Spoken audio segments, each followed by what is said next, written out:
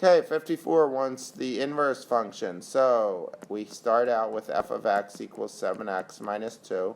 We change it to y equals 7x minus 2. And we start to solve for x. So y plus 2 equals 7x. Divide by 7. Y plus 2 over 7 equals x.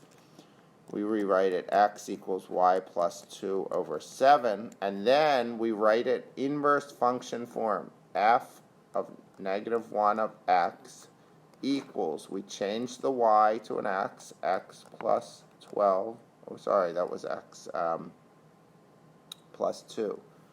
X plus 2, right?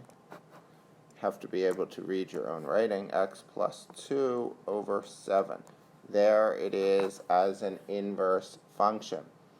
Then it says show that it's correct. Choose an input number for the function and calculate the output. Use this output. So, I don't know, let's choose an easy one. So, f of 0 equals 7 times 0 minus 2.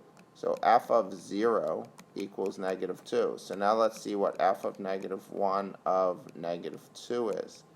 Equals negative 2 plus 2 over 7. F inverse function of negative 2 equals 0. So it does work. If we put a 0 into the original function, we get a negative 2. If we put a negative 2 into the inverse, we get back to 0. So yes, it works. Yes.